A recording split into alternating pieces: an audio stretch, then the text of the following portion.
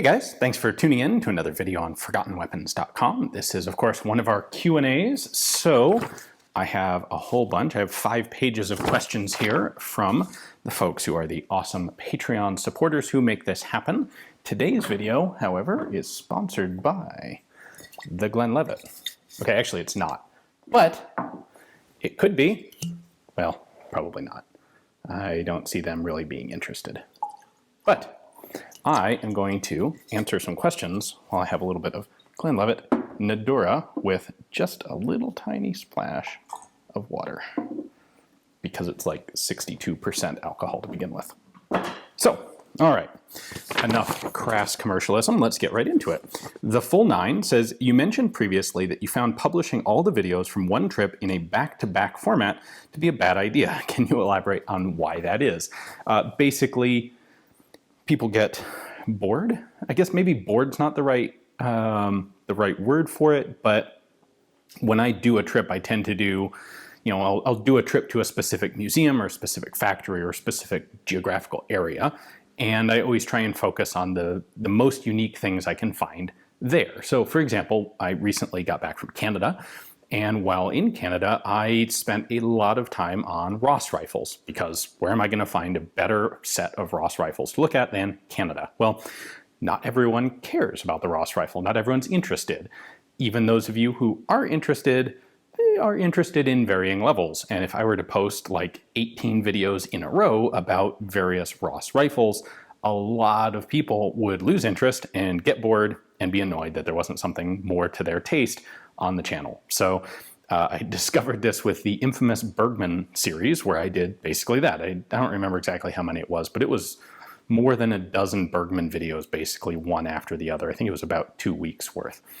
And from the comments, I saw people going, all right, geez, enough of this. And when I'm looking at the views for each video, they kind of just did this over time.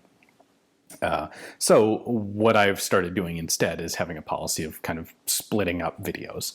I'll do, and the nice thing is once I've done a number of trips and have a bunch of different sorts of things in the backlog or in the publishing queue, I can set them up so that, today is a Ross rifle and tomorrow is going to be something from a trip to HK, and the day after that is going to be, something from Australia or somewhere totally different. So that's why not everyone's interests are deep or may cover whatever specific topic of my trip.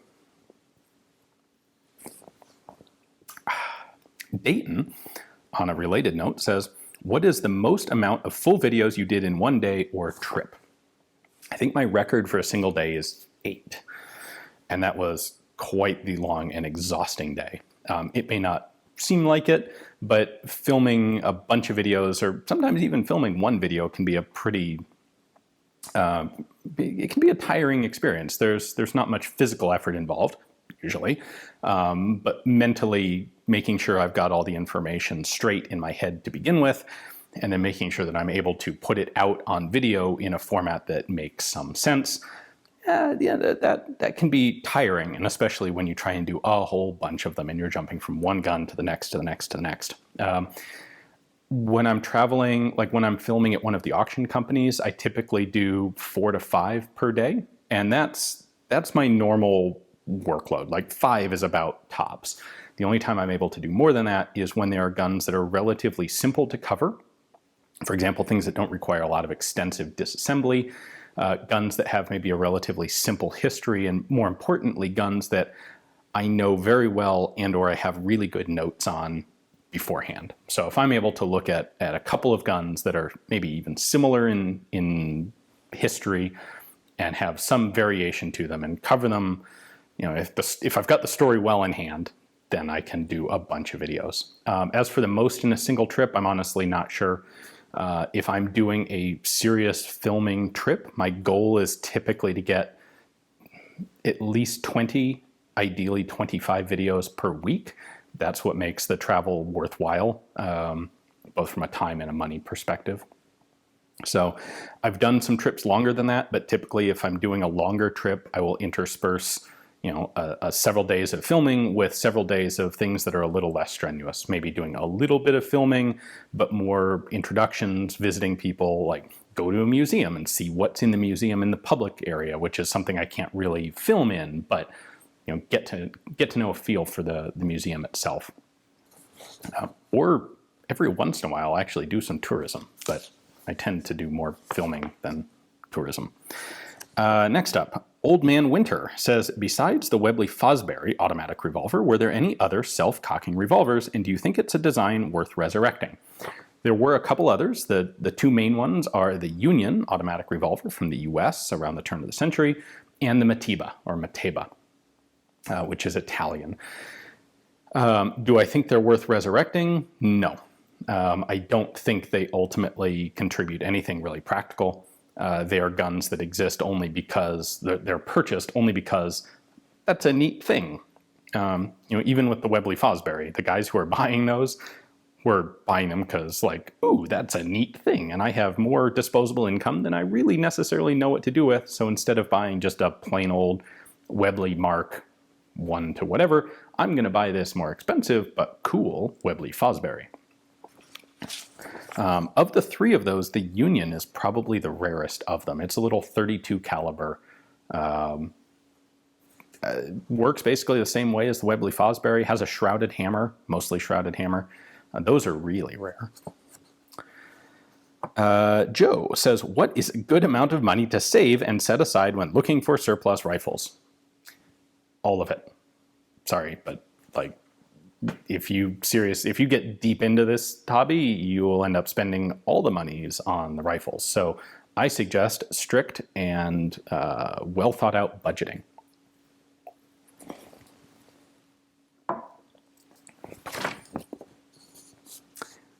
Florian says, what is the rationale behind a magazine safety and how has it changed over time? I have, for example, read of serious defensive shooters disabling it so that they can defend themselves during reloads. That actually sounds a little okay, I guess, dubious to me. I think the reason that most people who disable magazine safeties do so is because there are a number of pistol designs, most notably probably the Browning High Power, where disabling magazine safety allows you to actually have a better trigger pull. And these are people who are not particularly concerned about having a magazine safety, which is not necessarily there's nothing to be ashamed of if you look at it and you're like, I just don't need a magazine safety, because the point of a magazine safety is really for selling pistols, or for agencies or organizations who are going to issue a lot of pistols to a lot of people who may not have all that much training, police and military, and for whom, it's one thing if you're a single owner buying a pistol. You'd be like, yeah, I can pretty much guarantee I am never going to accidentally fire this thing into the wall or into myself when I'm taking it apart to clean it, because I'm not an idiot. However, if you start talking about an agency with a staff of hundreds or thousands or potentially tens of thousands, you get into a statistical realm where, like, yeah, if we make it possible that you can have the loaded pistol here and pull the magazine out, but not think to check the chamber, and then some part of the disassembly aspect gives you the opportunity to pull the trigger. Statistically, we know that X number of people per year will leave a round in the chamber and fire it somewhere inadvertently when they go to take the pistol apart. Those are typically the sorts of places where magazine safeties make a lot of sense, because if you've got a magazine safety, it prevents that idiot, that statistically guaranteed idiot, from actually causing any problems, because he'll go to pull the trigger and it won't work, and he'll go, oh, oops, there was a live round in it. So on a large scale, I totally understand why companies would build those and why some pistol procurement people would want to have them. At the same time, not something that I have any need for in a gun that I own myself. Next up is Steve, who says, I volunteer at a military museum specializing in armor. I'm often asked, what was the best tank of World War II? My answer is always the same. There was no perfect tank. Just the right one at the right time for the right doctrine. That's an excellent answer. Using that, I'd like to hear your opinion of the best example of the right gun at the right time, even if it was imperfect. I think there are two that easily come to mind for me. One of them is the Sten gun. It certainly meets the criteria of being imperfect, but It really was that gun that the British needed at the time that they were able to come up with in a crazy short development period. We're talking weeks of development for what normally takes years. Cheap to make, cheap to produce, and by the end of the war they had them by the tens of thousands, actually probably by the hundreds of thousands, and they did the job. Not great, but they improved them over time, and they were the right gun at the right place. The other one I would say is the M1 Garand for the US. It is a fantastic firearm, and it really was at the right place at just the right time. So the US adopts it in 1936. As with most rifles, especially like early semi-automatic rifles, it still has some issues at that point that need to be worked out. The whole gas trap thing really just needs to go.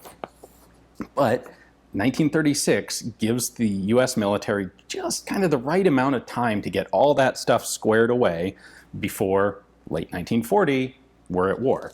And it was a rifle that we were able to put into mass production. The version that got to troops in the field in huge quantities was pretty well perfected.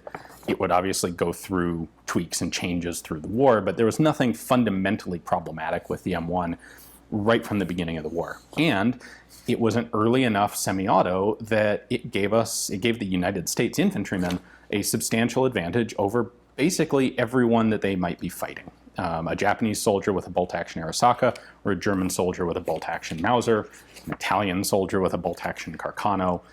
The M1 is just an order of magnitude more effective than all of those rifles. Had it been, had World War II taken place in 1934 for the US, well, the M1 wouldn't have been ready, and we probably would have gone to war with bolt-actions.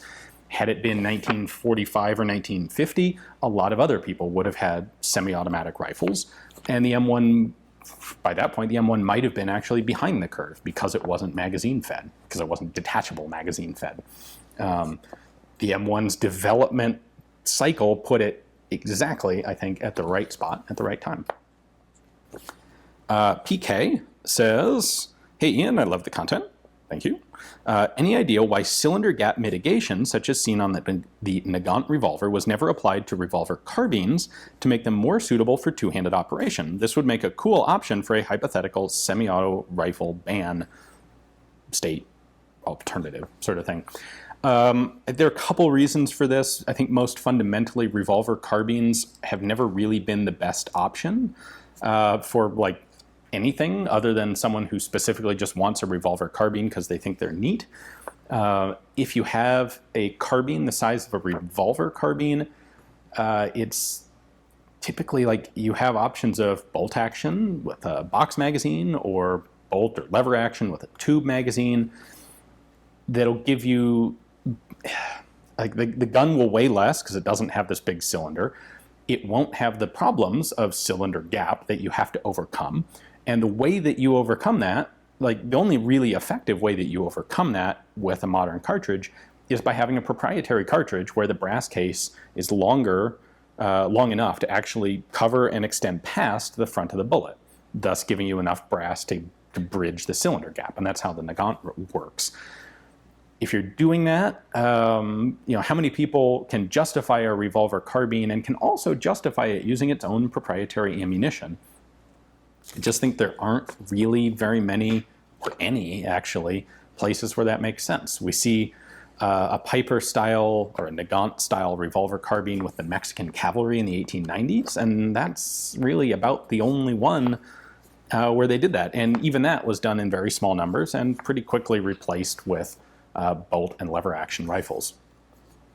So it's just, a revolver carbine has downsides. The cylinder gap is a big one.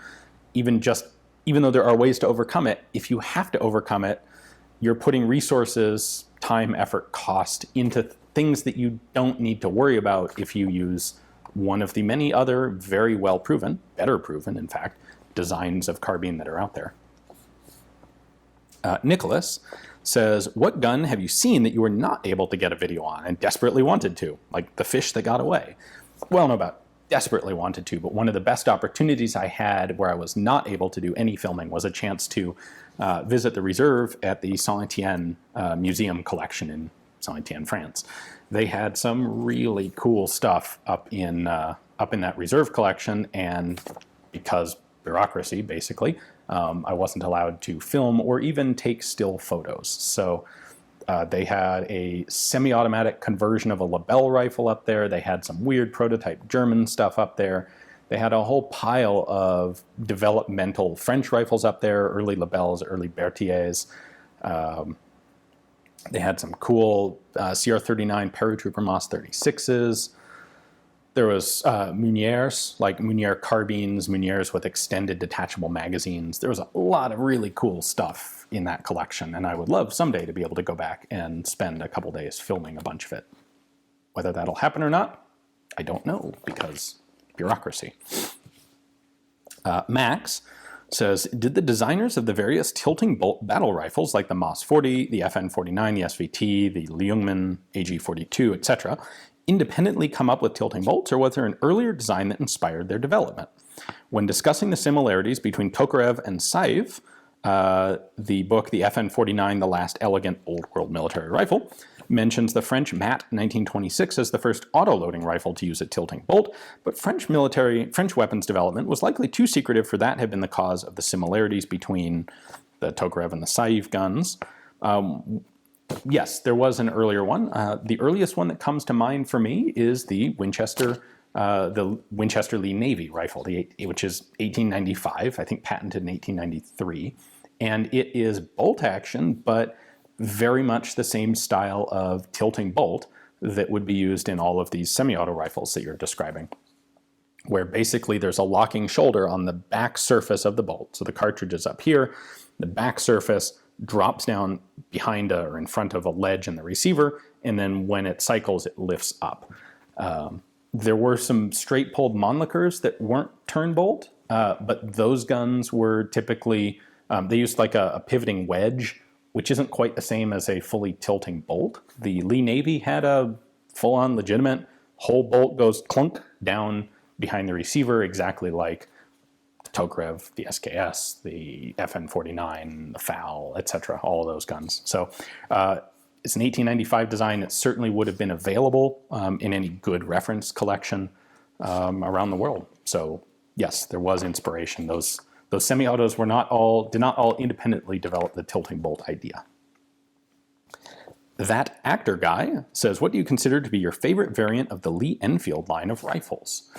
Two answers. I'd say first off, a lot of the early Lee carbines are really cool, but I think part of that is because I don't have any of them, and they're hard to find, and they're different, and I think they're just neat. Getting away from that, my favorite Lee Enfield rifle would be the #1 Mark V. That is basically the post-World War I iteration of the #1 Mark III classic smelly SMLE, where they took it and they basically said, we want to put an aperture sight on this, boom, make it so. And you end up with basically an SMLE with a really nice long radius aperture sight. So I actually have a video, I'm planning to film a video on one of those in the next couple of weeks, so it should be coming to the channel relatively soon. They didn't last long. Well, I'll get into the actual history when I do that video.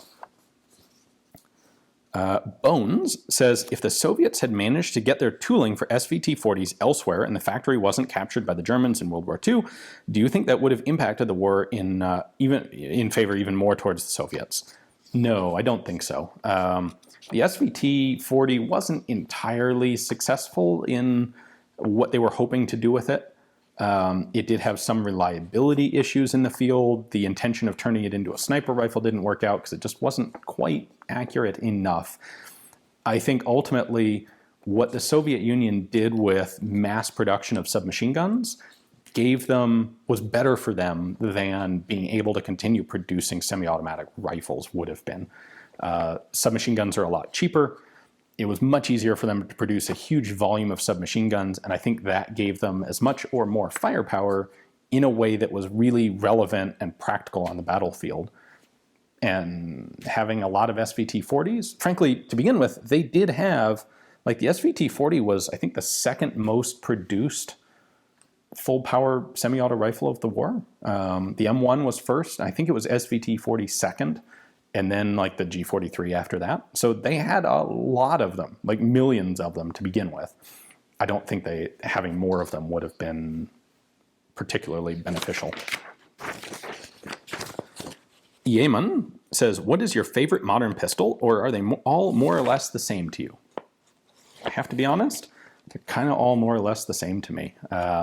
Many of them, mechanically speaking, are effectively the same. They're Browning style, tilting barrel, 9mm, double stack, polymer frame, steel slide, service sidearms, and they're all, I recognize that they're not actually all exactly the same, but they're all pretty much interchangeable to me.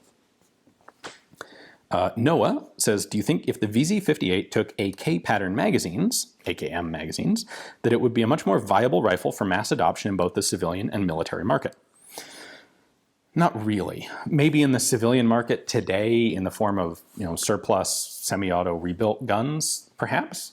Frankly, I think the VZ58 magazine is better in many ways than the AK magazine. It's a lot lighter for one thing, and it has a bolt hold open to it, which is nice. In a military from the military perspective, it would make no difference whatsoever. The reason that we are concerned about the things like, does this use a readily available magazine, is because an individual civilian who wants to go buy a rifle is not necessarily going to be buying all of their magazines at once from the same factory that built the rifle. Well, a military generally is. A military force is going to be buying rifles by the tens or hundreds of thousands. They're going to procure all their spare parts, all their magazines, and sometimes a lot of their accessories, all from that same manufacturer, or at least in the same contract. And they don't really care if it's necessarily, if it's the same magazine that they used to use and they already have a tremendous number of them in stock, that's one thing. That becomes relevant. But if you're doing something like, say, the Czechs were, and adopting a rifle that is going to take a 30-round magazine, which is something that none of your rifles in your military past ever have done before, it really, it doesn't have to be the same as the Russian magazine, because you're not planning on buying magazines from Russia. You're going to buy magazines from the factory making VZ58s. So it's much more important that the magazine be good than that it be the same as something else that already exists. From a civilian perspective, it is nice to be able to know that, yeah, I can buy, these magazines are all over the place and it's easy to get them and they're inexpensive, as opposed to, it's a proprietary magazine that's going to cost an arm and a leg. And if the rifle ever goes out of production, I'll have a hard time finding magazines. That's more of an issue. Although as a practical matter, at least here in the United States, VZ58 magazines are not difficult to find. They're not particularly expensive, although they are a little more than AK mags. So I don't think the magazine difference has substantially hindered the VZ58, except perhaps from people who would have bought one simply because they thought it was just some other AK if it took AK magazines. Matthew Browning, apparently, I doubt this is the same Matthew Browning, says, how would the world stage have been different if Germany had invented smokeless powder? I don't think it would be different at all. There were a lot of people trying to figure out smokeless powder at the time in the 1880s. It was not a miracle thing that nobody predicted. It was something that a lot of chemists have spent a lot of time trying to get just right. The problem was making something that was very stable. It was easy enough to make unstable forms of basically smokeless powder. What Viel did in France was figure out a way that was industrially feasible and stable and reliable. And if he hadn't done it, someone else would have. No matter who figured it out, because of chemistry, all that you had to do to reverse engineer the stuff was basically get it, put it under a microscope, or do some relatively simple chemical tests to figure out, what ratio of the main ingredients did they use that actually worked. So it was very easy to reverse engineer, and that's exactly what happened. The French were not able to keep it secret very long at all before basically the whole world had it. So wouldn't have mattered if someone else had gotten it first. In fact, actually, I should amend that and say, had the Germans gotten it first, it's theoretically possible that the French would have had a substantially better rifle instead of the Lebel. They rushed through development of the Lebel specifically because they were the only people that had smokeless powder at the time, and they wanted to have an army fully equipped with a smokeless powder rifle right now. If it'd been the Germans and they'd had maybe on the one hand they would have rushed just the same because they didn't want to be at a disadvantage. But maybe it's possible that they would have taken a little bit more time, or at least recognized the rifle that the Germans would have built out of it, which probably would have been some version of the Mauser, and built a rifle that didn't have that obsolete tube magazine technology. All right, anyway, Gunnar says, does Headstamp Publishing have any plans to publish a new version of your father's book on Japanese rifles? Interesting you should ask. Sort of, but not really. I've been toying with what book I would like to do next, which may seem a little premature to you guys since my French rifle book, my first one, still isn't actually in people's hands. However, that book, as of when I'm filming this video, is entirely in the hands of the printer. And for me, from an author's perspective, it's done, it's gone. It is a kid off to college that I don't have to deal with anymore, and now I can look into thinking about what my next project is. And I'm leaning towards doing a book on Japanese rifles. Now, the one my father wrote is quite short in comparison and fairly basic, and if I do this, I would like to do it much more in the style of the French rifle book that I did. So it wouldn't really be a new version of my father's book. It would be an entirely new book on the same subject. So if you think that would be interesting, let me know, because there are some other options that I'm still toying with. Christopher says, have a drink of Scotch. I lied. Christopher actually said, the Gewehr 41M, its approach to use of rotation of the charging handle to toggle between the bolt being controlled by the charging handle and the bolt being pushed forward by the recoil spring, seems not only clever but immensely practical for blowback designs that require stiff springs to go with their heavy bolts. Did anyone else do this? So if you didn't quite follow that, the Gewehr 41M strictly followed the German military or German ordnance requirement that it have a bolt handle that basically used the same manual of arms as the K98K. And so Mauser put a lot of effort into a system where basically when you rotate the bolt handle up, it bypasses the recoil spring and allows you to pull the bolt back without any spring pressure on it, just like a bolt action Mauser rifle. Now, what Christopher is suggesting is that you can do a blowback gun with a very heavy bolt and a very heavy spring, but one of the problems is it becomes very difficult to manually cock the thing. And what about using this idea to disconnect the spring? The answer is, if your blowback mechanism is that hard to cock, you've already messed up the design, and you're much better off changing it to a locked breech, or at least a delayed blowback system, than you would be trying to figure out a workaround to allow it to be manually cocked. If the bolt and the spring have to be that heavy, you've gone beyond the point of economy for having a blowback system. So no, in fact, I can't think of any other systems that do that off the top of my head. And there was something like that on the Dreyse 1910. I would refer you to my video on the Dreyse 1910, and embarrassingly, I can't remember exactly what the mechanism was, but that gun is very, very difficult to cock by hand, and as I have just elaborated, that gun should not have been simple blowback 9mm parabellum, which is a large part of why it was a commercial failure. Another different Christopher says, hi Ian, was there any specific reason that Britain clung to the Webley revolvers as long as they did, especially given the number of decent automatic pistols there were at the time? Clung to the Webley is an interesting term in that they were actually introducing new versions of the Webley well after World War I. They moved from a 45 caliber Webley to a 38 caliber Webley in the 1920s, as I recall. And I think the real reason was, first off, sidearms are not particularly important in modern military systems. Like, very few people get shot with military pistols. And it doesn't tend, in my opinion, it doesn't tend to matter much what they are as long as they're reliable. And one of the advantages you get from a revolver, especially a double action revolver, is it's just really simple. It's the training involved for giving them to a bunch of people who may or may not be good pistol shots and may or may not care, and whose main job doesn't revolve around shooting a pistol, which is, say, people like pilots, tank drivers, vehicle crewmen, you're better off giving them a simple gun that they're more likely to be able to shoot effectively. Like, there's no safety latch that you might forget about and mess up. You don't have to worry about, oops, I dropped the magazine because my holster is a full flap holster and I grabbed it wrong, and boop, now I've got one round in the chamber and nothing else.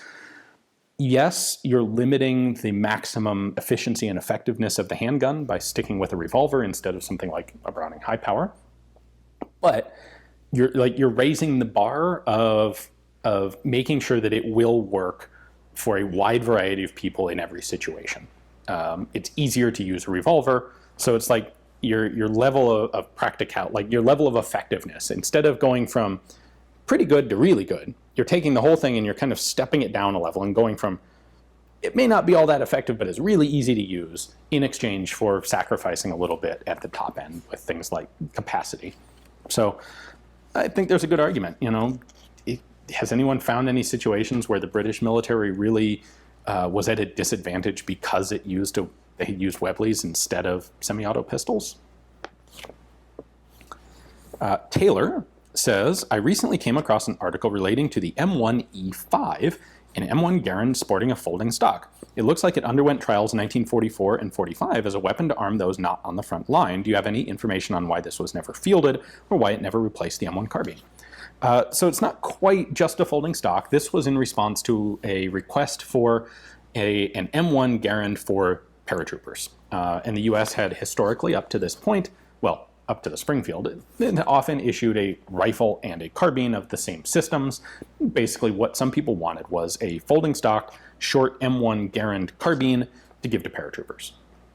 You know, nothing sticks out, stick it in your pack, jump out of an airplane, you're good to go.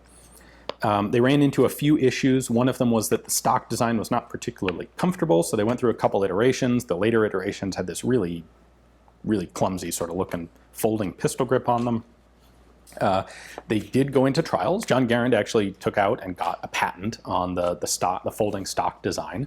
The issues that they had in trials were not accuracy. There were no problems with accuracy. There were no problems with reliability, but the muzzle flash, the muzzle blast, and the recoil were all deemed fairly excessive. Now, this was an M1 with an 18-inch barrel, which, like, an 18-inch barreled .308 is not that big of a deal today.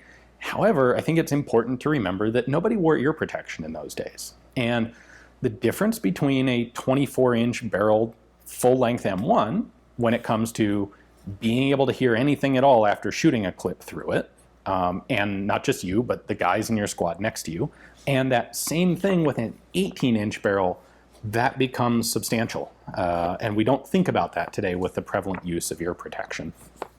So ultimately what happened is by 1945, like, they thought this had some potential to it. The instructions to Springfield were to continue developing it and see if they could work around some of the flash and the blast issues. But it was tabled because there were things that were more important, namely the select fire magazine fed adaptation of the M1 Garand, which was the rifle that was ordered in large quantities right at the end of the war and then canceled because nukes. So that's why it ultimately didn't go anywhere. There's limited resources to develop it. And it wasn't considered the top priority. After the war, of course, there's no need to spend money on that. Stanislaw says, I'm interested in starting a collection of British top-break revolvers, Webley and Enfield alike. This seems a subject that requires a book to start with, as even understanding the topic is difficult. You are not wrong. Is there a book that you would recommend? There is, sort of. There are a couple books out there on Webleys. There isn't a good book that I'm aware of on Enfield revolvers. There are a lot more Webleys out there than Enfield, so that's if there's only going to be one book, that's the better way to have it. The book that I would recommend is called Webley Revolvers by Bruce and Reinhardt, and it is based on a book called the Webley Story by a guy named McDougall. The problem is the Webley Story, which is from the 80s, had a bunch of issues. And what Bruce and Reinhardt did is they took that book and they fixed it up and they improved it quite a lot. So that's the one that I would recommend getting. Both of these books are out of print. Unfortunately, Webley Revolvers, the good one, is there, as of, I looked before I started filming this, there are a couple copies on Amazon and they're like $300 each. So if you're really interested, I think that's an investment worth making, because I think you'll save that money pretty quickly if you start buying the actual guns. If it's more of a fanciful, like, oh, I have a vague side interest in this, then $300 is a lot to drop on a book. So I'll leave it up to you. Maybe someone will come out with a newer, better book. There is one on the English Revolver, I think it's called, but it is a much more superficial book. I think that's a Schiffer. Boy, I should have looked that one up before I started filming. But the best one is the Webley Revolver. It's just really expensive and hard to find. Jacob says, what are your thoughts on the Gewehr 1888 and its variants? I purchased one this past summer as a start to my collection, and am proud to have chosen it as my first firearms purchase. Being a college student, I considered purchasing something more shootable, but instead decided that my first purchase should embody why I've been interested in guns since I was a kid: cool history and strange ideas. I think that is an excellent plan. There's a lot of, I think a lot of people shy away from the Gewehr 1888s because there are some weird shootability issues with them. They were not a standard rifle for the Germans for very long. In fact, they were one of the least successful German standard infantry rifles for a variety of reasons. That said, as you say, the history and the design are really pretty interesting because this was a commissioned design with elements from a bunch of different people. You have a lot of options in 1888 pattern guns. Like there's some, you've got the originals, you've got the 1905 reworks to use en bloc clips, or to use stripper clips. You've got the Turkish guns, you've got Chinese copies of the Gewehr 1888 without the barrel shrouds, and a lot of those guns are pretty cheap. The carbine versions, maybe not so cheap, the Car 88 and the Gewehr 91. So it's a cool field that I think is generally a little bit underappreciated, which is cool. If you want a good book on the subject, I would suggest the second of 3 volumes by Dieter Storz on German military rifles. He has one that covers basically the Werder through the 7184. He has one that covers pretty much just the 1888. And he has one that covers the Gewehr 98 up to World War I. It's an expensive book, although not nearly as expensive as the Webley one we were just talking about. It's going to be $100, $120, somewhere in that range. Tons of information, and it, I think, will help you distinguish some of the weird shootability changes that happened between the 318 bore and the 323 bore. So, cool start, well done, and best of luck. Jerry says, hey Ian, do you think that there would be a time where the machine gun registry can ever be opened up again? Or should I just start saving my money now? I hope the registry is opened, but I would not counsel anyone to wait for it if they really wanted a machine gun. I don't think, I wouldn't bet that it's going to happen. I hope it will.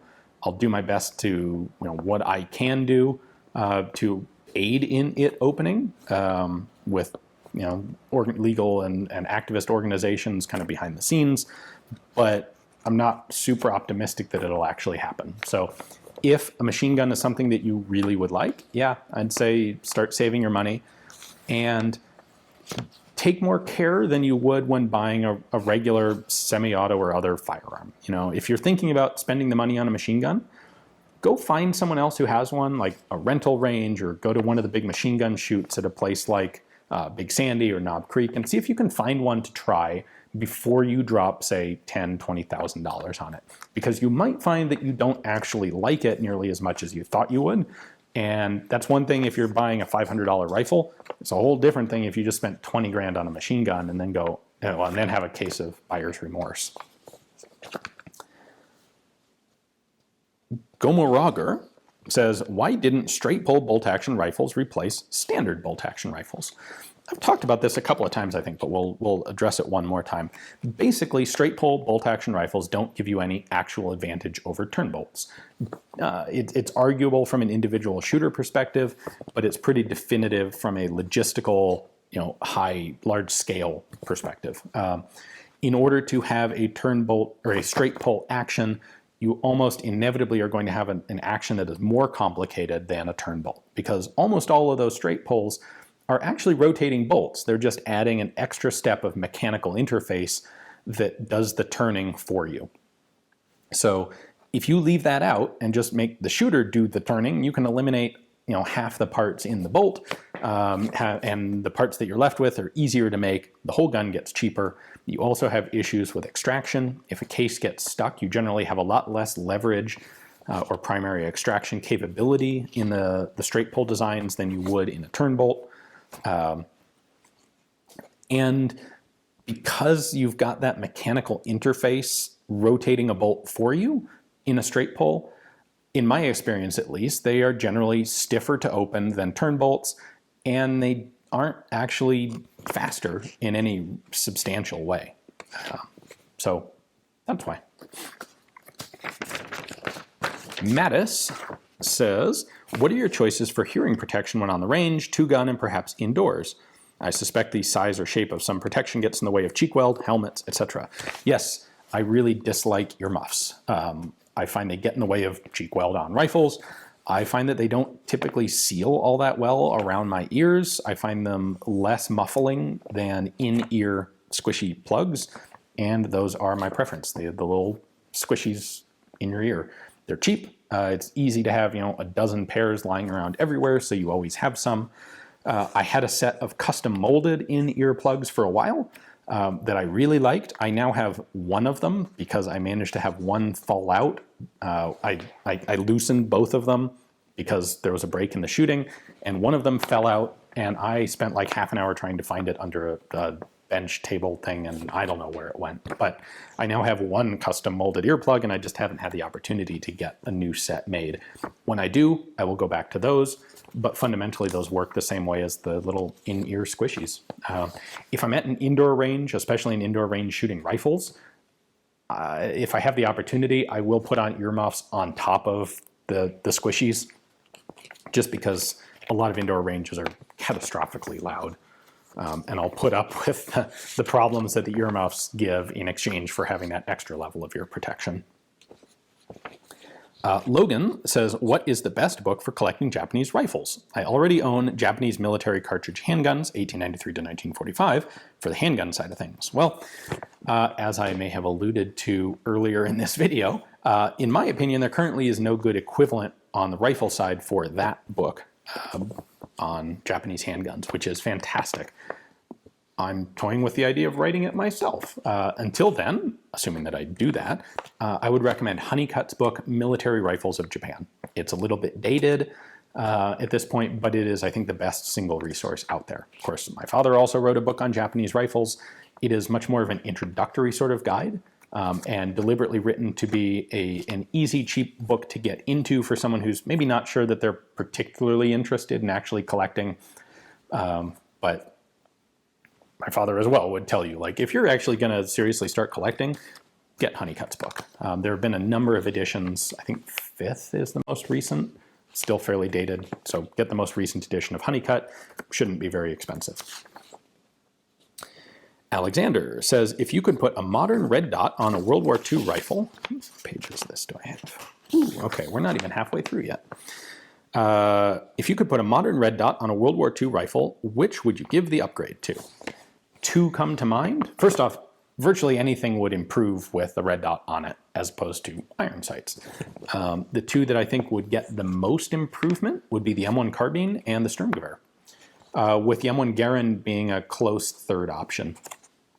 Really, anything semi-automatic is going to benefit from having a faster sight acquisition system. And the low recoil ones are going to benefit even more because a red dot's going to really enhance your ability to do quick follow-up shots. The two guns that really, those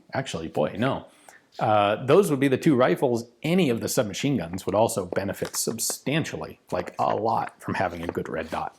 Like a red dot on a PPS 43 or a PPSH, or frankly anything, even a grease gun, an MP40, any of the submachine guns, Sten, yeah, those would really benefit from a good red dot. Or frankly, in World War II, they'd really benefit from any red dot. Jacob says, does the public have a way to view the NFA machine gun registry? No. Technically speaking, NFA records are tax records because that's how the law was arranged in the first place. As tax records, they are subject to personal privacy protections and are not publicly accessible. Posey says, what do you think of a 45-degree downward ejection? It stops flying rounds in the air. Could be just the solution for bullpups, where you still have normal access to the internals. No, I don't think it would really work well, because typically your ejection port is right over your magazine.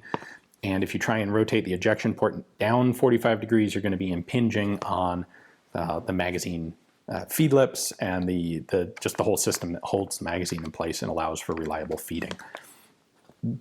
What you're suggesting here is good. I like the idea, but the problem is you've got a magazine in the way, and I think that makes it fairly impractical to actually do. Lewis says, is the Type 99 Arisaka the only infantry rifle with anti-aircraft sights? A video of you and others trying to shoot down a slow-moving drone with Type 99s could be interesting. It does sound fun. Sounds difficult to find a good range where we could be shooting rifle rounds randomly up into the air. And the other thing is, slow-moving is exactly what the Arisaka sights are not intended for. The reason that they have anti-aircraft sights, and as far as I've been able to think of, they are in fact the only standard issue infantry rifle that was made with anti-aircraft sights. The reason they have those is for accommodating quickly moving aircraft. So when you fold down those wings, they basically give you 3 extra rear sight notches on either side, which are calibrated for 100, 200, and 300 kilometers per hour. So it would have to be a drone moving at the speed of, say, a ground attack aircraft from the 1920s or 30s for the sights to actually make sense. A slow-moving drone, even with an Arisaka or a slow-moving aircraft, let's say hypothetically the Japanese infantry were shooting at a helicopter that's hovering or moving slowly, they wouldn't use the anti-aircraft sights. They'd use the regular sight in the middle and just hold off.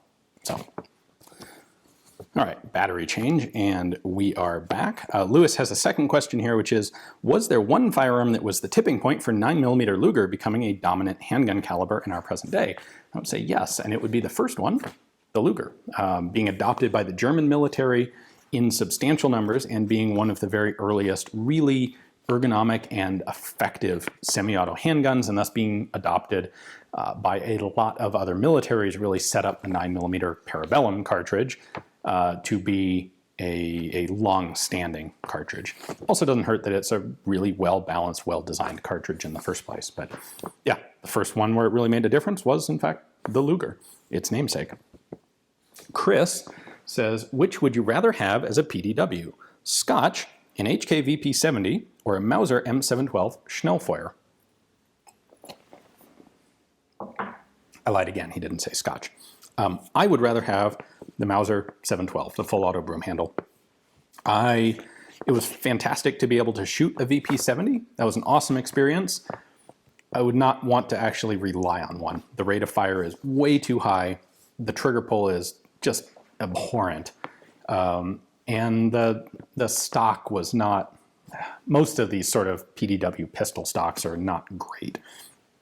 But the VP70, the way it attached, it was kind of wobbly. Schnellfeuer stock, I guess, is a little bit wobbly as well. But as long as I've got detachable magazines and I'm not trying to deal with the stripper clips, which actually, well, as long as I've got the detachable magazines, much rather have the Schnellfeuer. You have to be a little careful of your thumb that it doesn't get clobbered, but I found it to be a more controllable gun and kind of more practical in general. Even it has a pretty high rate of fire, but not nearly as bad as that VP70. Jay says, do you think a modern-day toggle lock pistol could be viable? Nope, I doubt it. It could certainly be mechanically viable. We certainly have the capability to build one, but I do not think it would be commercially viable because there's no good reason for it. It doesn't do anything that isn't already done just as well or better by a wide variety of other guns that are out there on the market. Matt says, what is your favorite 22 caliber plinker rifle and or handgun? This is a little bit of an awkward question to answer because, frankly, it's been a very long time since I did any 22 caliber shooting at all.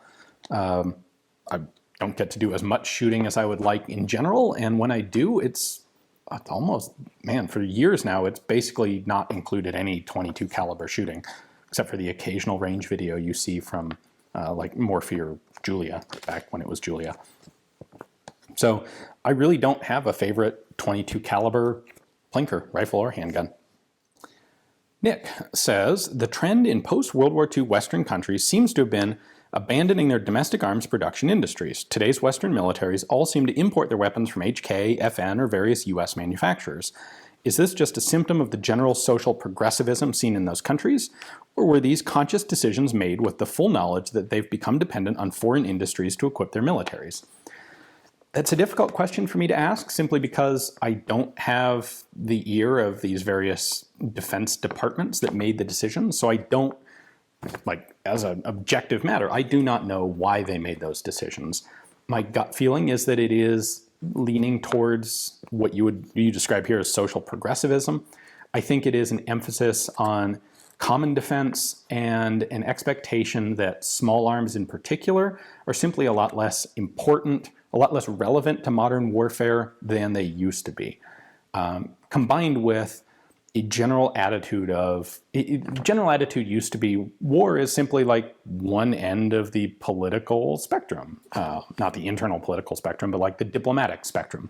War is just something that countries do from time to time, and it's important to have a well-armed country so that your neighbors don't invade you, and et cetera, et cetera. And I think in today's society, we have organizations like NATO and the EU that are changing the general attitude towards one of, it's kind of inconceivable that anyone would invade us, like, who's gonna, we're allied with all these countries, and we would much rather maintain friendly diplomatic and economic relations than risk war. So do we really want to spend a bunch of money maintaining an arms industry that we find unnecessary, and for some politicians, politically repugnant? I think that's the biggest takeaway. Now, a substantial number of these countries are countries that may not have had a lot of domestic arms industry at a military scale to begin with, or at least the small ones, some of the small new EU members. The Dutch, for example, haven't really had a huge arms industry since before World War II. So, yeah, I guess that's as close as I can come to answering that question. It does strike me as deeply ironic that the French have bought their most recent military rifle from Germany. Not completely without precedent, because there was lots of trade, inter-European arms trade, before both world wars. But Darth Raiden says, Ian, I have a broader type of question for you. I wanted your thought on World War II firearms-related books. I'm collecting all of the handguns, rifles, and hopefully one day machine guns of World War II. That, sir, is an ambitious project. I've bought many books on the subject with the help of someone that recently passed away, an older gentleman that has helped me get into collecting seriously. But now I'm at a halt as to what to look at for purchasing next as far as books and good educational materials, as in, I don't know which books or authors are respected and good versus ones that are just not good or inaccurate. Do you have any recommendations? At one level, I have a hard time giving a recommendation because for my own library, I tend to focus on pretty specific books. I don't really have anything, I don't look for books that are, say, the guns of World War II or the guns of World War I. I'm much more interested in having an individual volume on each particular make and model. So everything from collector grade is quite good. I guess some are better than others. In fact, the Browning High Power book has some dated elements to it, but in general, anything from collector grade is good. And that's the thing where, like, I have an entire book on Argentine Mausers, because if I'm going to get into the story of Argentine Mausers, I want to have as much detail as I can. So I'm sure there are some decent books out there that cover the entirety of World War II and all the countries involved, but honestly, I'm not sure what they are because it's not what I look into. Schiffer has a lot of pretty good firearms-related books. Mowbray has a huge library. Mowbray is probably the single best source for firearms collecting reference books. And their website, I believe, is gunandswordcollector.com. And those are the main ones. Collector grade, Mowbray, Schiffer, Headstamp, but we only have one book out right now. Yeah, sorry, I can't be of more help than that. Molly says, you featured a lot of guns that really seemed cool but failed commercially when it turns out they were more cool ideas than good guns. But then we have the Hudson H9, which had some actual special sauce but failed for other reasons. What, in your opinion, are some of the most noteworthy examples of guns that were actually pretty great but didn't get traction through no fault of their own? A good one that is, let's see, the video will actually post before this Q&A posts, so you may have seen it by the time you see this. The Werder rifle, developed in Bavaria just before German unification. It was a really darn good rifle, arguably one of the best single-shot military rifles of the 1860s, 1870s period. However, as soon as Germany unified into a single empire, they attempted to convert it to 11mm Mauser to match the Prussian guns, and it just was not, like, the way it was built, it was not able to be converted to Mauser, the Mauser cartridge, which was substantially more powerful than the original Werder cartridge. And so those guns kind of just went away because the conversion was unsuccessful through no fault of their own. It's a system where had those guns been built from the ground up in 11mm Mauser, they would have been fine, but they were built for a lower powered cartridge, and then it wasn't economically feasible to effectively convert them. Also recently featured a video on the M2 submachine gun from George Hyde. That was a fantastic gun that didn't succeed simply because manufacturing processes took too long to get worked out, and something cheaper and simpler, although not objectively better, except from a logistical point of view, had been adopted by the time the M2 was ready. You might argue that the Johnson 1941 is in that category. It was I wouldn't call it a fantastic rifle. Like, it didn't do anything exceptionally better than the M1 Garand, but it also didn't really do anything much worse. But it showed up after the Garand had basically already been adopted, and it didn't give an opportunity for improvement that would justify replacement of the Garand. But the Johnson was a pretty darn good rifle. The one other that I would mention would be the AR-10, the original style of Armalite AR-10s. They were very good guns. They just didn't quite go through enough development before they started trying to market them to people. And they're coming into NATO trials in a lot of places as not quite the most fully developed gun. If they had been, I think we would see more European countries having adopted the AR-10. Because by the final iteration of the AR-10, like the Portuguese variation, it's a darn good rifle and an easy competitor to, say, the G3 or the FAL, I think. Jesse has asked this question a couple times. The Franklin Armory Reformation is already a forgotten weapon. Yes, it is, and for good reason. But I think the straight rifling would be of use for shotguns and slug guns for a few reasons. It doesn't open up shot patterns, exotic slugs. No, I don't think it would be useful. What Jesse is suggesting is that it's a way to have slug accuracy, like single projectile accuracy, and also not blow up shot groups, not disperse groups of shot. And in this, he is incorrect, because the straight rifling does not actually contribute any accuracy to the single projectiles. The accuracy from rifling comes from the fact that the bullets are being spun. Straight rifling doesn't spin it. It is arguable whether you should even use the term rifling to describe it, because it does not impart any spin, and thus functionally is not rifling. It is texturing in the barrel, but it doesn't actually do what rifling is intended to do. So that's why I don't think you will ever see straight rifling done as anything other than an obscure and ill-fated political workaround. Adam says, had World War II continued until late 1946 or 47, do you believe the Winchester automatic rifle or the G30 platform in general might have had legs in competing or defeating what would become the M14 in trials for U.S. battle rifle? Considering your series on the G30, most comments from testing seemed rather positive, despite the lack of adoption during World War II. Ultimately, I don't think it would have. I think had the war gone longer, if the U.S. adopted a new rifle, which, by the way, it was in the process of doing, it would have adopted an improved, modified version of the M1 Garand, which is, in fact, what they were in the process of doing. As I alluded to earlier in this video, there was a major order placed for basically select fire 20-round magazine-fed M1 Garands, the T20 project. And I think that's where U.S. armament would have gone, because that allows them to continue using the existing tooling, the existing production facilities, and fundamentally it is a rifle that is already well proven.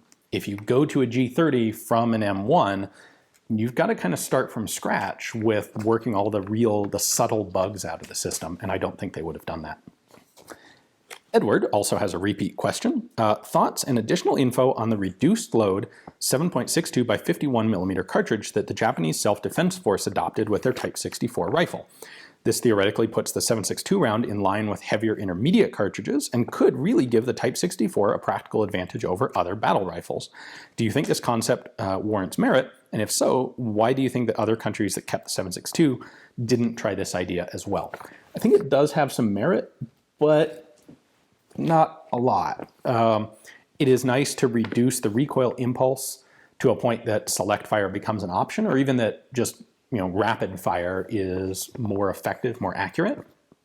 But the problem is reducing the powder charge doesn't change the size or weight of the cartridges. And one of the big downsides to 7.62 NATO is the fact that for a given weight, you're going to carry about half as much ammunition as you would with 5.56. So even if that ammunition becomes easier to shoot, your magazines are still the same size and the same capacity, because the round is physically the same size as 7.62 NATO, and you still can't carry as much of it. The bullet for the Japanese load, I believe, was 139 grains as opposed to 146 for M80 ball. So it is just a tiny bit lighter, but you're talking a few grains in the bullet, maybe a couple grains worth of powder change. The brass case is the same weight. The bullet is effectively the same weight, and so you don't get any benefit in bulk or weight of the ammunition.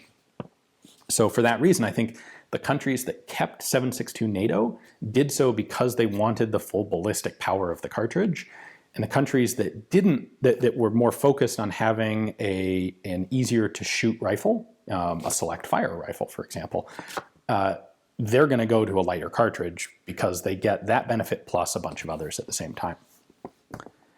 David says, on your videos of both the HK PSG-1 and the Walther WA-2000, you give them both the title of Ultimate German Sniper Rifle. Was this tongue-in-cheek? And if not, which would you actually consider the ultimate, however you define that? It was absolutely tongue-in-cheek. I thought it would be kind of funny to give them both that same title, because inevitably there will be people who will have that viewpoint for both of those rifles. They both kind of have that, that mythos as like the ultimate, the best, super awesome, exotic, fantastic rifle. For the record, I think the PSG-1 is far superior. It is a way more practical gun to actually use than the Walther 2000. Ben says, in a past Q&A, you've said the M1 Garand was one of the most lefty-friendly guns you use. Having recently gotten my first M1, I've searched the internet for lefty reloading tips, but I haven't found anything particularly useful. I've learned the AR pattern battery of arms as an infantryman, and I feel that the platform is actually friendlier to lefties than righties. I haven't found a good left-hand method for practical reloading of the M1 that prevents M1 Garand thumb. Makes me think lefties are at a disadvantage in combat. What's your secret? Scotch. Okay, actually no. For me, the trick for me as a left-hander using the M1 is I always hold on to it with the trigger hand. So if I'm manipulating something on the rifle, I do it with my right hand, and I hold on to the rifle with my left. And in that way, the charging handle is easily accessible. I load the rifle by putting a clip in. My right thumb is forward, which pushes the clip down. The heel of my right hand holds the bolt handle back. And if the bolt does come forward, it's going to come up under my thumb and push it out of the way rather than jam it into the rifle and make it hurt.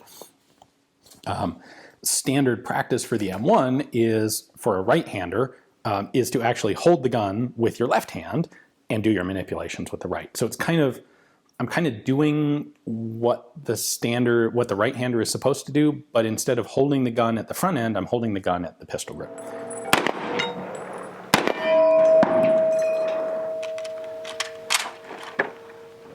That is a little bit harder because you've got a lot of the weight hanging out on the end instead of being able to hold it kind of at its point of balance.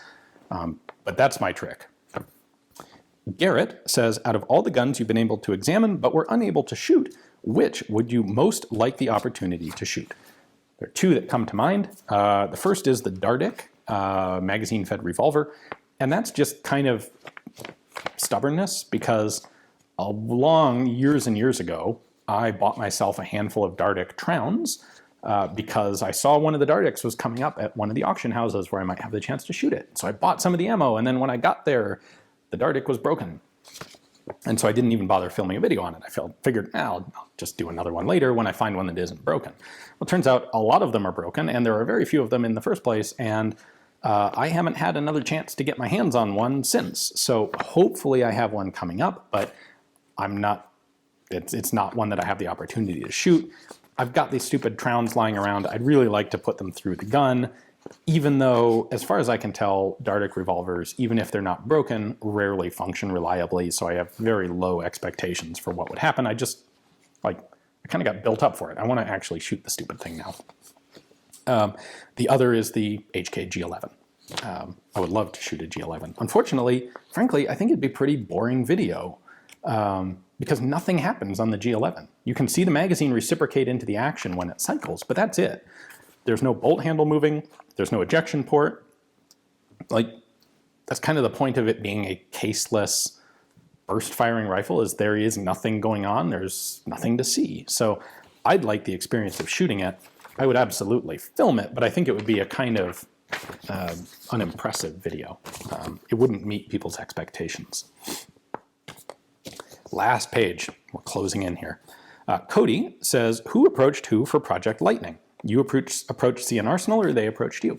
Othias approached me about it because at the time, we had 7 light machine guns in Project Lightning, and when he approached me, he had realized he had 5 of them all at once. There were only 2 that he was missing, one being a 30-06 Shoshaw and one being a Hotchkiss portative. And he knew I had a 30-06 Shoshaw, so he asked me, he presented this idea. And I said, yeah, I've got the Shoshaw, and I have a friend who owns a Hotchkiss portative. And so I called up my friend. Friend was willing to loan us the portative, and away it went. Alexander says, do you plan to visit Russia? And if you are, what would you like to do and where to go? I would love to visit Russia. I have no immediate plans to do so.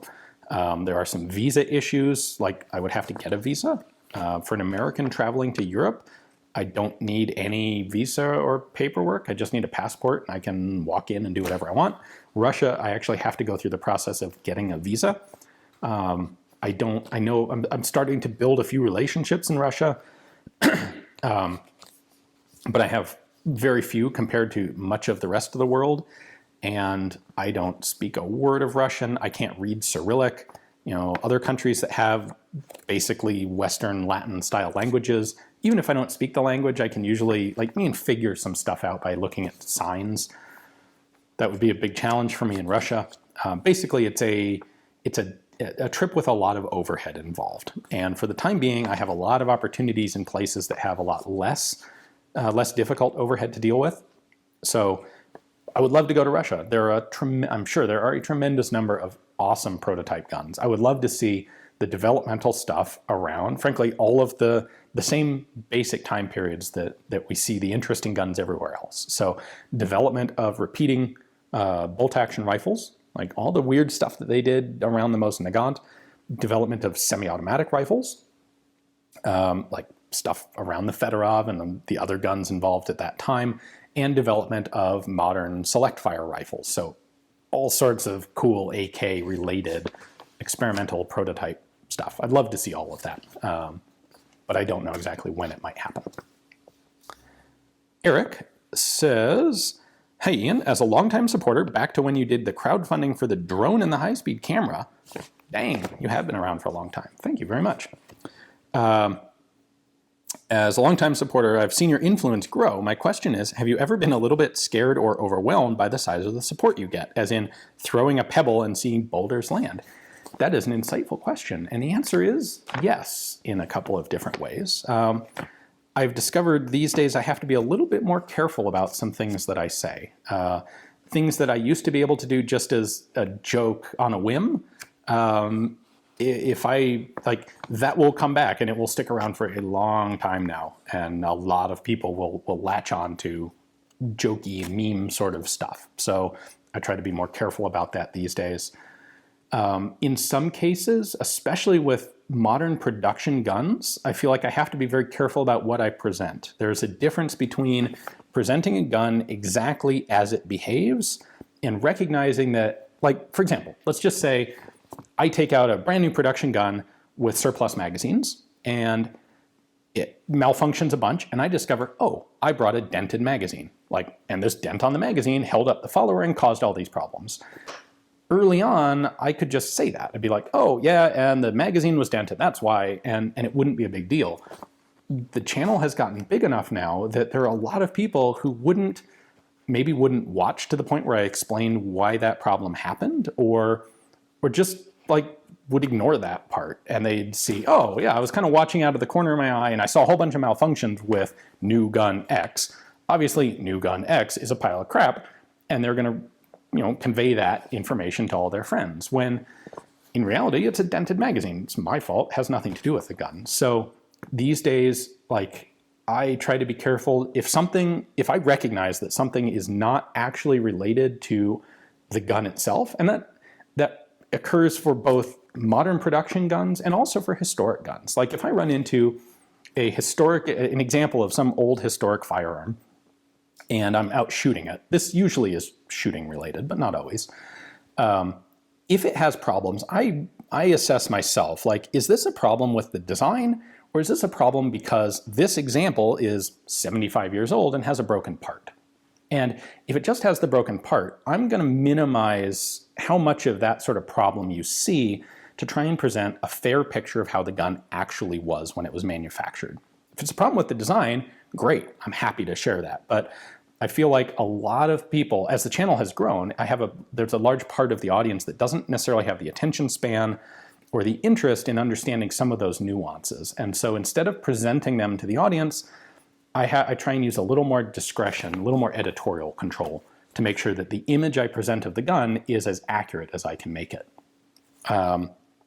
Frankly, in a lot of ways, I prefer working with older stuff where people's jobs aren't dependent on what I say about a gun. It's an interesting give and take trying to review new stuff, where I have a big enough microphone with this channel now that if I say something bad, such and such needs work, there could be really serious repercussions for the company that makes it. Most of the companies doing this sort of thing are small companies. If I say, boy, you ought to go get a refund on that pre-sale thing, am I going to flood a company with, all of a sudden everyone in their pre-sale demands a refund and they can't handle the cash outlay and they go out of business, where previously they'd been able to give refunds as people asked for them, kind of at a slow trickle. I don't want to hurt the company. I don't want to hurt people who might have been involved in a project like that. So yes, I do actually. It's something that has come up as the channel has gotten bigger. Let's see. Andrew says, in China's 2019 National Day Parade, the PLA introduced their new standard rifle, and it ain't a bullpup. With this conversion, the world's biggest bullpup user has moved away from it.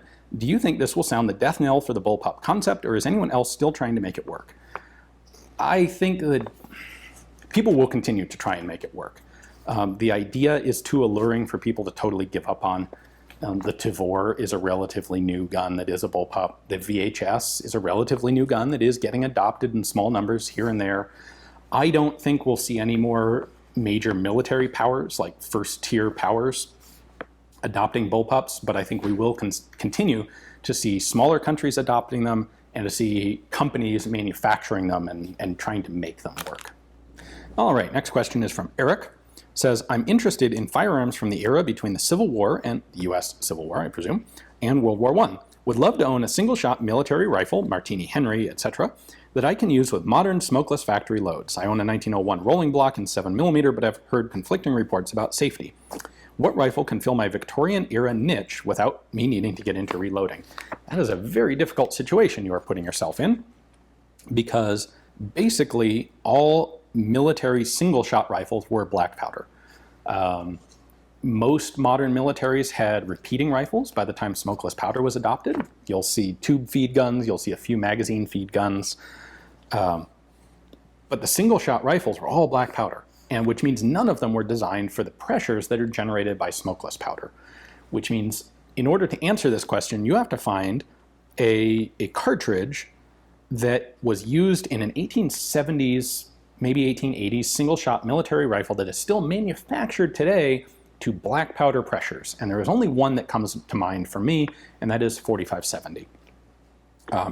The rifle would be the trapdoor Springfield, which is a pretty cool rifle.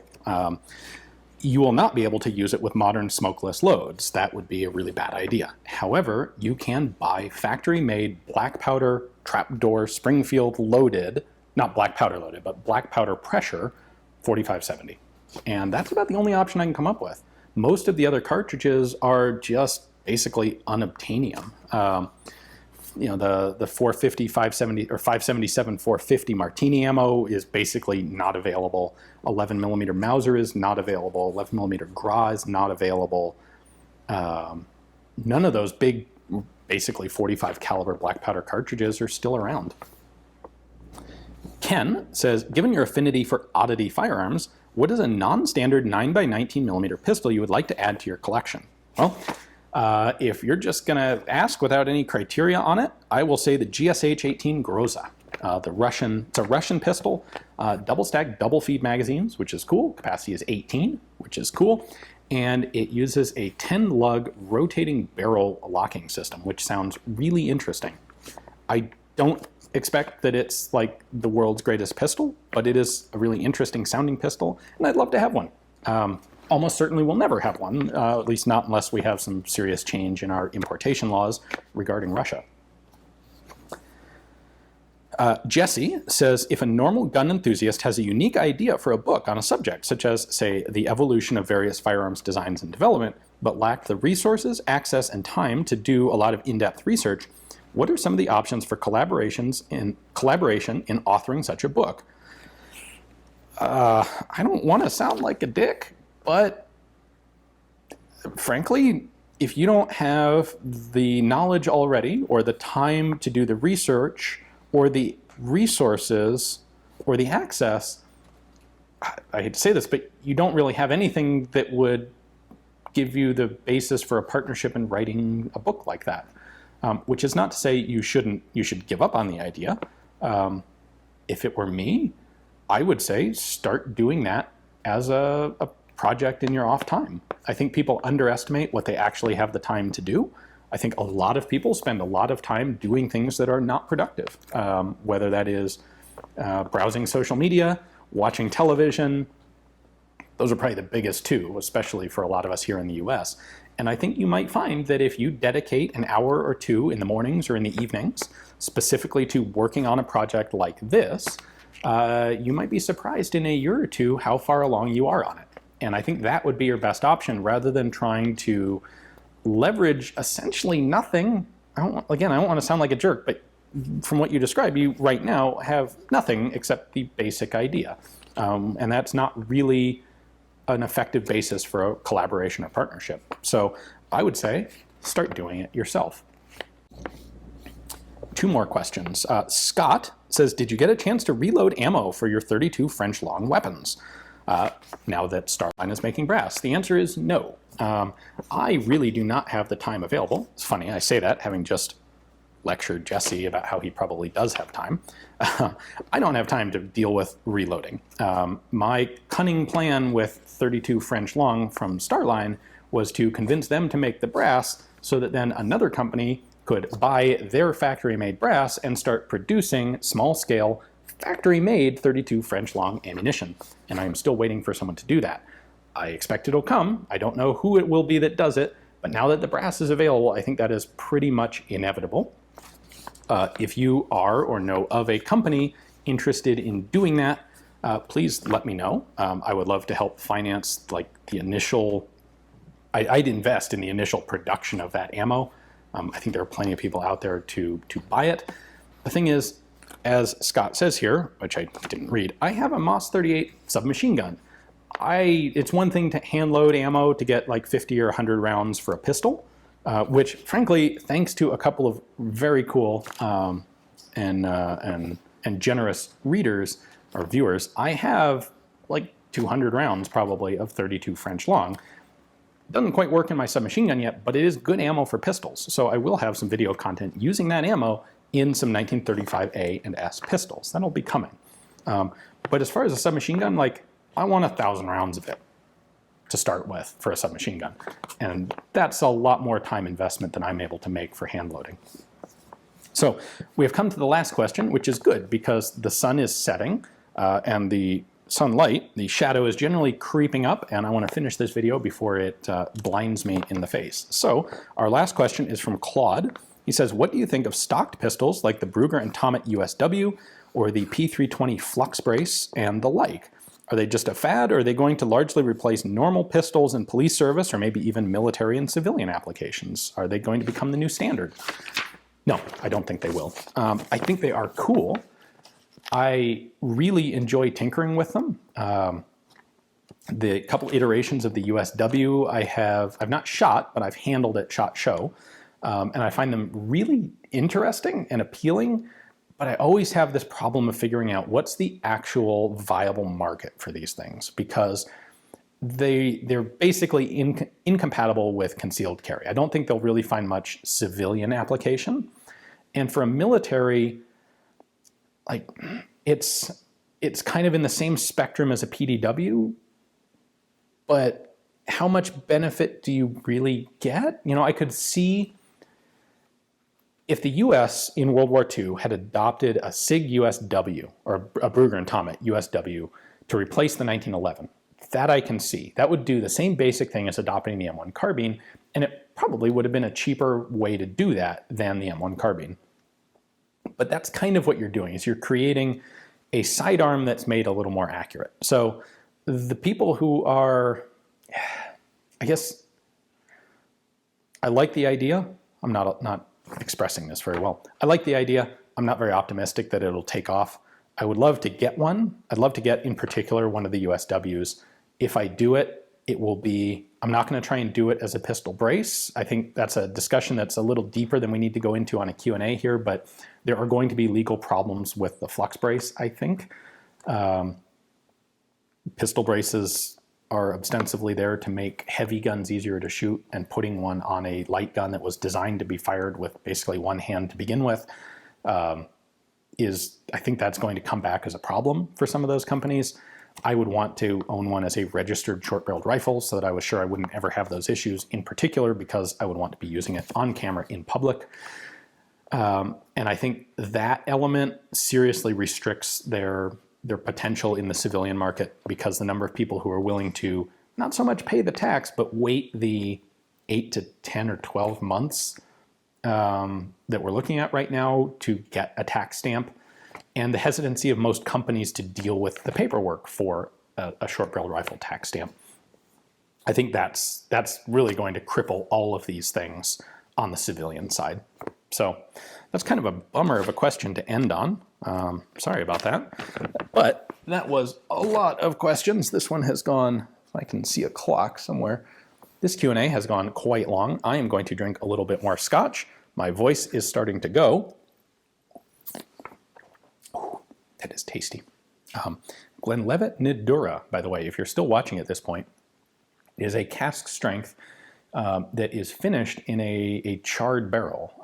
It's finished in a smoky barrel that gives it just a little hint of peaty smokiness. It's not a peated whiskey, but it is like finished with a peat barrel, which is really cool. And I think it's way cheaper than you would expect it to be for what it is. So we'll end on that note instead. Instead of a gun that's cool that I don't think will succeed, how about a Scotch whiskey that is great and cheaper than you'd expect and excellent. So thank you all for watching all the way through to the end. A big thank you to all the patrons who make Forgotten Weapons possible on a daily basis and who provided the questions for this Q&A. If you are not a supporter on Patreon and you would like to get your question into the next Q&A, sign up on Patreon. I have a link in the description text below. When I do Q&As, a week or two before I actually do the filming, I will put up a request for questions on Patreon, only accessible to the folks who are supporting me there. So that's your opportunity to ask questions. If you don't get your question answered, it's because I think I went through 250 questions to cull it down to the 40, I think, probably. I'm guessing here, 40 or so that were in this Q&A. So I have way more questions than I can put in the video before I lose my voice. So now I'm just rambling. Thanks for watching. I'll catch you next time.